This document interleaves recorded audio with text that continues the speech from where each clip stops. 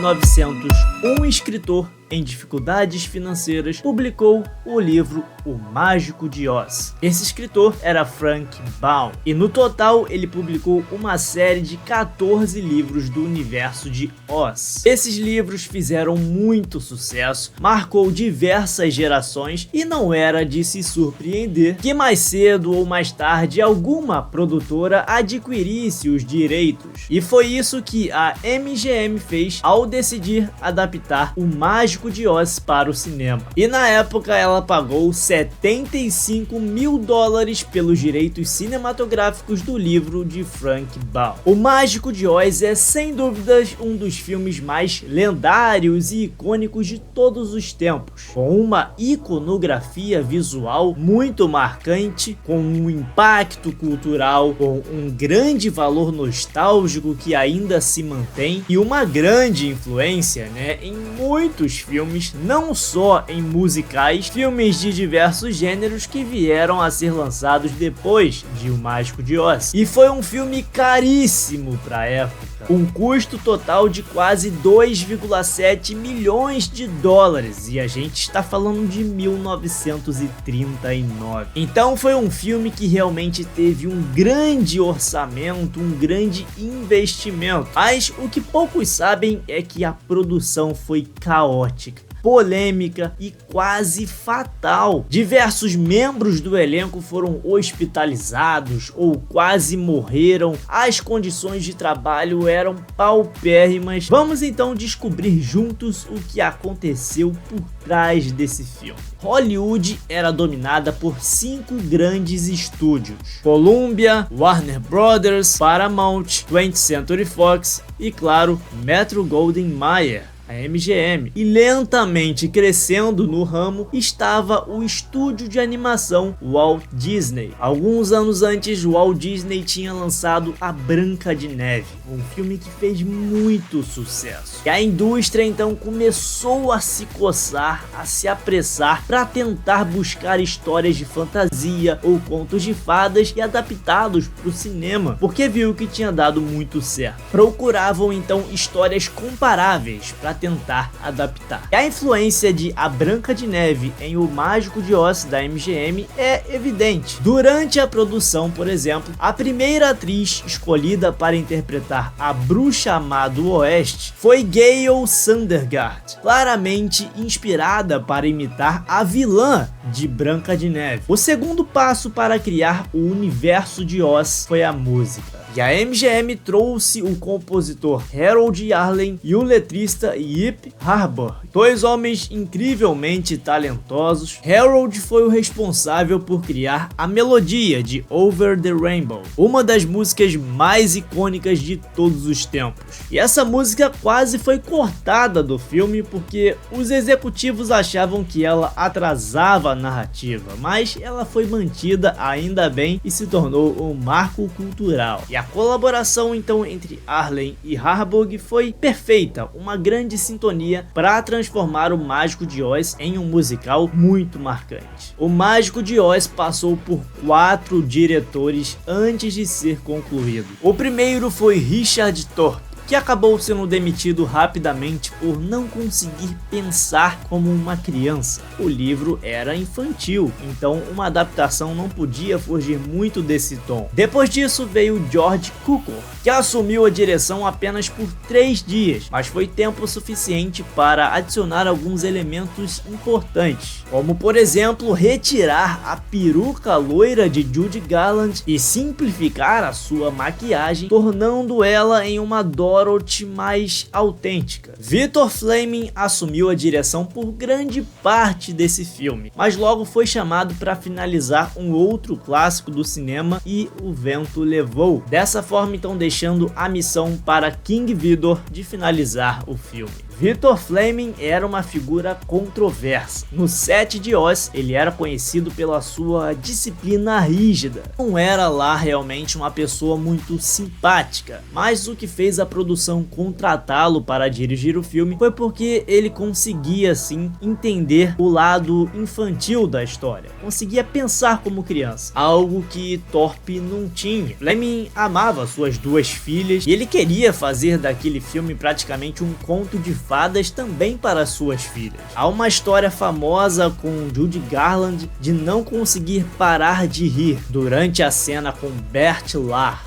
o leão covarde, e fez com que Fleming, em um momento polêmico, desse um tapa na cara de Judy Garland para que ela se concentrasse e parasse de rir. E algumas informações da vida pessoal de Judy Garland dizem que esse momento foi traumático para a atriz, que ainda era muito jovem. Hoje em dia sabemos muito bem que Judy Garland é a Dorothy definitiva do cinema, mas no início a MGM não via isso tão claramente. Eles estavam inicialmente de olho em Shirley Temple, que era muito mais popular que Judy Garland na época e já tinha feito vários filmes de sucesso nos anos 30. Então queriam ela para interpretar Dorothy. Mas havia um porém. Logo perceberam que as suas habilidades vocais não eram tão efetivas e não seriam suficientes para carregar esse filme. E começaram então a procurar outra Dorothy. Quem melhor seria se não a voz mais poderosa da MGM? Judy Garland, que foi contratada aos 13 anos pela produtora em 1935 e já tinha uma performance bem marcante desde a infância. Infelizmente, a vida de Judy Garland terminou em tragédia e tristeza. Ela foi viciada em estimulantes e calmantes desde jovem, impostos por sua mãe para mantê-la trabalhando em um ritmo mais acelerado. Ironicamente, as drogas que foram a causa da destruição da sua carreira anos mais tarde tornaram-na também incapaz de ser alguém confiável, amigável e difícil de trabalhar nos sets de filmagem por aí. Ela tinha dificuldade de aceitar a dependência que ela tinha, principalmente ali nos anos 60, então ela passava muito tempo contando histórias sobre si que não necessariamente eram verdades, aliás, na maioria das vezes eram exageradas para tentar mudar a sua imagem. Ray Bolger, que interpretou o Espantalho, sempre quis interpretar o Espantalho desde criança. Ele tinha uma maneira maleável, ondulante de dançar que se encaixava perfeitamente no papel do Espantalho. Bud Epson fez o Homem de Lata e durante os testes de alumínio, o departamento de maquiagem colocou flocos de alumínio no rosto de Epson para fazê-lo parecer mais com o Homem de Lata. Apenas 9 dias após o início da produção, numa noite, Epson tentou respirar e não conseguiu. Foi levado às pressas para o hospital e colocado numa tenda de oxigênio. E os pulmões dele estavam completamente danificados. Respirar pó de alumínio havia coberto seus pulmões, algo que na década de 30 era considerado completamente seguro. Os estúdios usavam, mas de fato não era. Epson ficou no hospital por 2 semanas antes de conseguir se recuperar e apesar de tudo o estúdio já havia escalado outro ator,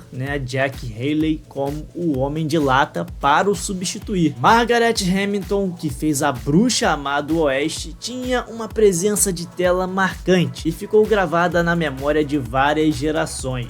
Ela sofreu um grave acidente durante as filmagens. Na cena em que sua personagem desaparece em uma nuvem de fumaça, houve uma falha nos efeitos especiais. A plataforma deveria tê-la baixado rapidamente antes que a chama e a fumaça fossem acionadas, mas isso não aconteceu a tempo. Como resultado, Margaret sofreu queimaduras de 2º e 3º grau no rosto e na mão direita. Ela demorou semanas para se recuperar, mas fez questão de voltar ao papel e por isso vale muito mais o seu reconhecimento, por todo o seu trabalho, por ter passado por tudo isso e ainda voltar e se dedicar ao papel. Outra curiosidade é que você já deve ter percebido que o traje, o figurino do Leão Covarde era muito autêntico, muito realista. Pasmem, aquilo ali de fato é pele de leão real. Pesava 90 libras e era muito quente. E imagina você ter que vestir uma pele real de um leão. Cara, é no mínimo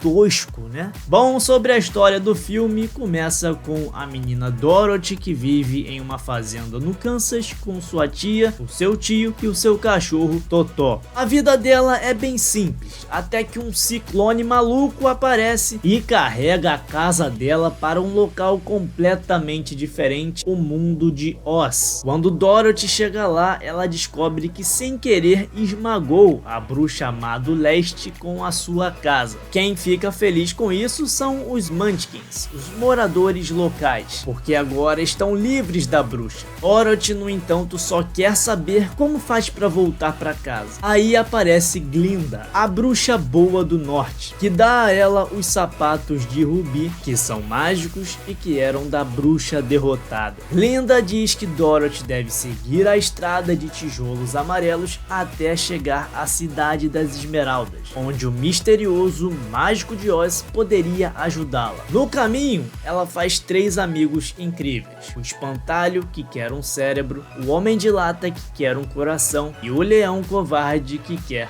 coragem. Juntos eles enfrentam vários desafios, né? E percebem que eram mais fortes do que imaginavam. Mas claro, a jornada não se completaria sem a bruxa má do oeste, irmã da bruxa que Dorothy derrotou. Ela quer aqueles sapatos de rubi, faz de tudo para atrapalhar. Depois de algumas aventuras, incluindo aquele momento famoso dos macacos voadores e também aquele campo de papoulas que quase coloca todo mundo pra dormir, eles finalmente chegam ao mágico. E a reviravolta, né? Ele só era um cara normal, que tinha alguns truques de palco. Mas ele acaba ajudando os amigos de Dorothy a perceberem que tudo o que eles queriam já estavam dentro deles o tempo todo. Então o leão covarde tinha coragem, o homem de lata tinha um coração e o espantalho tinha um cérebro. E no final Dorothy percebe que poderia ter voltado para casa desde o começo, apenas batendo os calcanhares dos sapatos de rubi